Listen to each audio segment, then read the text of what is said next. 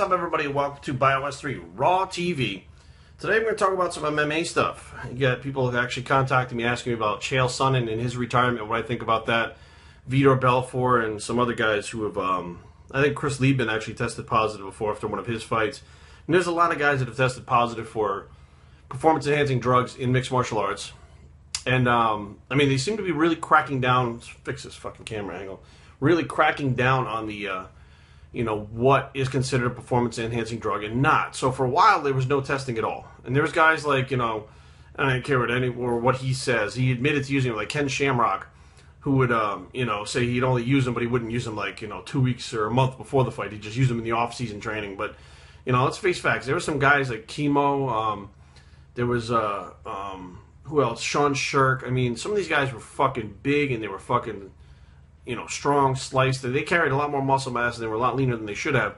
And if you've noticed, the physiques nowadays in MMA are completely different than they were about 10, 15 years ago because of the fact that, you know, there is a big performance-enhancing drug crackdown going on in the sport.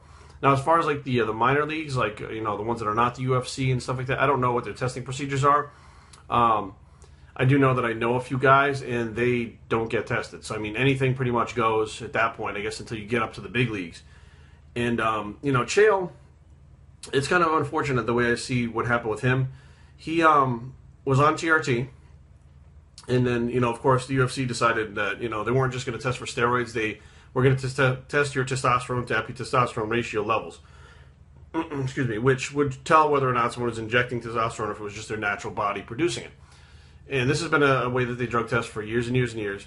And, you know, Chael was on TRT, testosterone replacement therapy. So he was taking injectable testosterone that kept his levels probably higher than what they should be because it's very hard to control to get exact, you know, levels when you're using stuff like that from a doctor even. And what they did was they decided to ban TRT.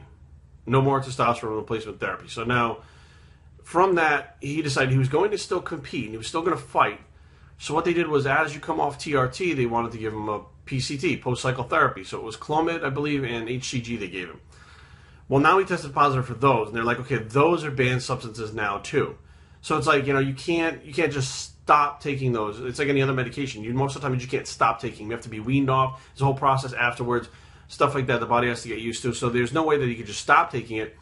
And then at that point, you know, they said, okay, now that's 2 different times. You know, you can't use TRT, you can't use these substances. So he's like, well, what am I supposed to do? Have, you know, shittier health and have zero testosterone in my body because you guys are worried that it might give someone an edge when, you know, like everybody has that opportunity.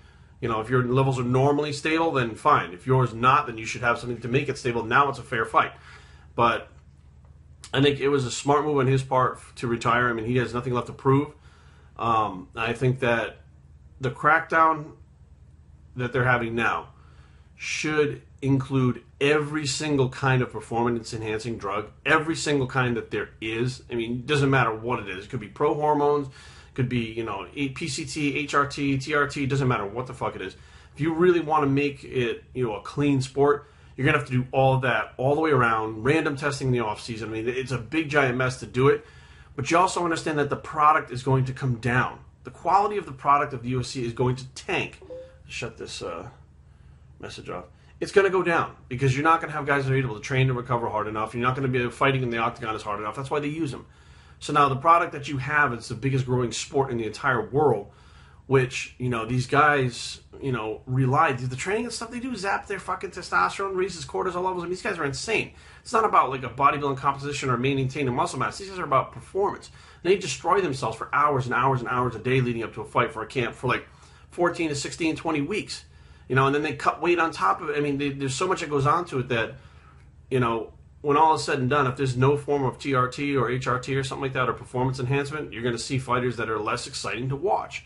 Now, what do? Do you take a chance of, you know, losing part of what you've built by reducing these drugs in the sport? Or do you sit back and say, you know what, we're going to test for the major ones. I mean, if they want to take a, let's see this, you know, creatine or whatever is not on the ban list, they can take that, you know, but they can't take this. Or, you know, if their levels are here, they can have the TRT. Instead of rather than banning it altogether, say, look, if you to have a normal youthful level of testosterone, can be used to this. I mean, there's ways they could go about it to not destroy, what's going on right now. But the problem is anytime that there's going to be exceptions to that rule, if they do have TRT or not, there's going to be someone willing to break those rules and cheat and get around them.